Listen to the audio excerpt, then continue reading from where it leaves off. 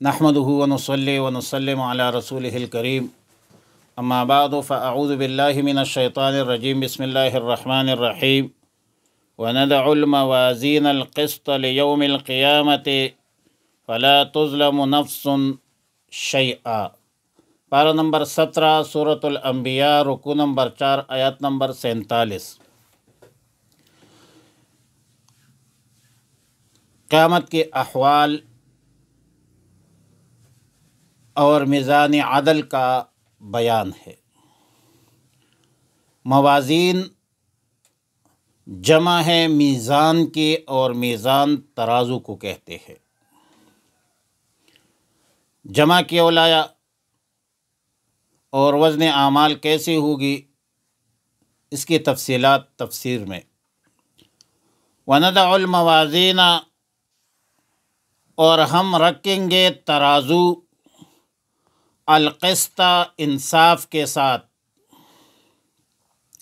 لیوم القیامت قیامت کے دن، فلا تظلم پس ظلم نہیں کیا جائے گا، نفس کسی پر، شیئا کچھ بھی، وَإِنْ كَانَ مِثْقَالَ حَبَّةٍ مِّنْ خَرْدَلٍ، وَإِنْ كَانَ اگر ہوگا اس کا عمل، مثقال حبۃ اے مقدار حبۃ، من خردل رائی کے دانے کے برابر، آتینا بہا تو ہم لے آئیں گے اسے، وکفا بنا حاسبین اور کافی ہے ہم حساب کرنے میں۔ موازین کو جمع لایا، بعض مفسرین کا قول ہے کہ وزن اعمال کے لیے بہت سی میزانیں ہوگی اور بہت سارے میزانیں استعمال ہوگی، خواہ ہر شخص کے لیے علیحدہ علیحدہ ترازو کا استعمال ہو، یا ہر عمل کے لیے علیحدہ علیحدہ ترازو اور میزان کا استعمال ہو۔ لیکن جمہور اہل علم فرماتے ہیں، جمہور مفسرین کا قول ہے کہ میزان ایک ہی ہوگا، مگر چونکہ تولے جانے والے اعمال کے اقسام مختلف ہوگی، متفاوت ہوگی، تو اعمال موزونہ کے اعتبار سے موازین کا صیغہ جمع لایا گیا۔ اور یاد رکھیے کہ یہ جو میزان ہوگی بروز قیامت، یہ حقیقی واقعی ہوگی، جس کے دو پلڑے ہوں گے، ہر ایک پلڑے کا عمود اتنا بڑا ہوگا کہ جتنا مشرق اور مغرب کے درمیان فاصلہ ہے، اور یہ میزان اور میزان عدل جنت اور جہنم کے درمیان ہوگی۔ دایاں پلڑا نیکیوں کا ہوگا اور بایاں پلڑا برائیوں کا ہوگا۔ دایاں پلڑا عرش کے دائیں طرف اور بایاں پلڑا عرش کے بائیں طرف، سمت میں اس طرف میں ہوگا۔ بعض مفسرین حضرت قتادہ، حضرت ضحاک کا قول ہے کہ والوزن یومئذ الحق اور ونضع الموازین بالقسط سے مراد حقیقی مدلول مراد نہیں ہے، بلکہ یہ تعبیر ہے، تمثیل ہے عدل اور انصاف سے۔ قسط کا معنی ہے عدل و انصاف، مطلب یہ ہے کہ یہ ترازو عدل و انصاف سے وزن کرے گی، اور ایک ذرہ کمی بیشی نہیں ہوگی۔ تفسیر مظہری میں مستدرک حاکم کے حوالے سے سیدنا سلمان فارسی رضی اللہ تعالیٰ عنہ سے روایت ہے کہ رسول اللہ صلی اللہ علیہ وسلم نے فرمایا کہ قیامت کے دن جو میزان وزن اعمال کے لیے رکھی جائے گی اتنی بڑی ہوگی، اتنی وسیع ہوگی کہ اس میں اگر زمین و آسمان اگر تولنا چاہے تو وہ بھی سما سکتے ہیں۔ اور تفسیر قرطبی میں سیدنا حافظ القاسم کے حوالے سے، جو ان کی اپنی سنن ہے، اور اس سنن میں حضرت انس بن مالک رضی اللہ تعالیٰ عنہ سے روایت ہے کہ میزان پر ایک فرشتہ مقرر ہوگا اور ہر انسان کو اس میزان کے سامنے لایا جائے گا۔ اگر نیکیوں کا پلہ بھاری ہوا تو فرشتہ اعلان کرے گا، تمام اہل محشر سنیں گے کہ فلاں شخص کامیاب ہوا اور کامران ہوا، اور ابھی کبھی بھی اس کو محرومی نہیں ہوگی۔ اور اگر نیکیوں کا پلہ ہلکا رہا تو فرشتہ منادی دے گا کہ فلاں شخص شقی ہے اور محروم ہے۔ اسی سنن میں حضرت حذیفہ رضی اللہ تعالی عنہ کی روایت میں ہے کہ یہ جو فرشتہ مقرر ہوگا یہ حضرت جبریل امین ہوگا۔ وزن اعمال پر اعتراض ہو سکتا ہے کہ اعمال عارض ہے اور اعراض کا وزن ناممکن ہے۔ وزن تو جوہر کی، جسم کی ہوتی ہے، عرض تو لا تعتبر ہے، اس کی تو جسم اور حیات اور جوہر نہیں ہے، تو اس کی وزن کیسے ہوگی؟ اس سوال کا پہلا جواب یہ ہے کہ وزن اعمال سے مراد نامہ اعمال ہے، صحائف اعمال مراد ہے۔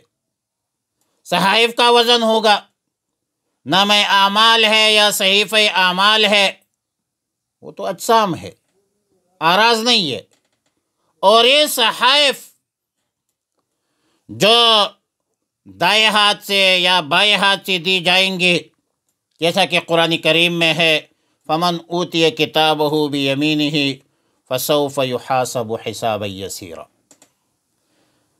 اللہ تعالیٰ ہمیں حساب یسیر مقدر فرما دے۔ پشتو میں کہتے ہیں کہ پہ حساب بھی زیمی نشتہ کہ پہ احسانی دخواہ گجانان بیما۔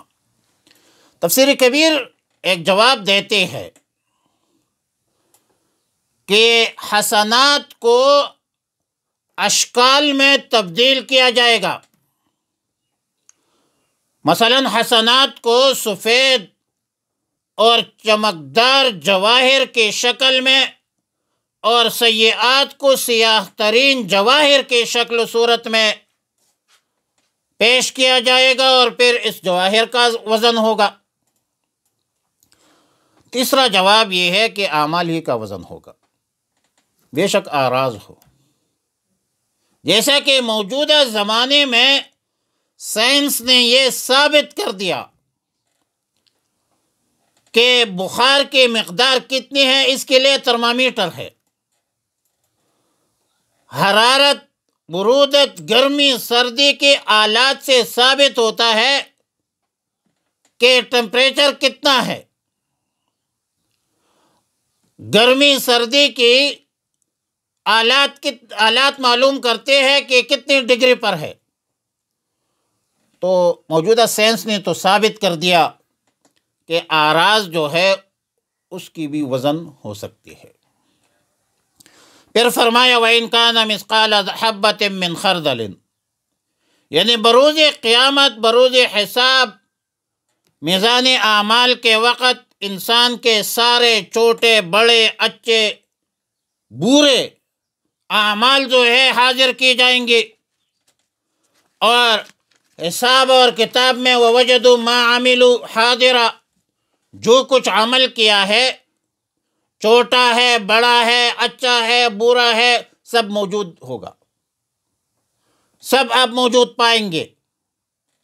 وَمَن يَعْمَلْ مِثْقَالَ ذَرَّةٍ خَيْرًا يَرَهُ وَمَن يَعْمَلْ مِثْقَالَ ذَرَّةٍ شَرًّا يَرَهُ۔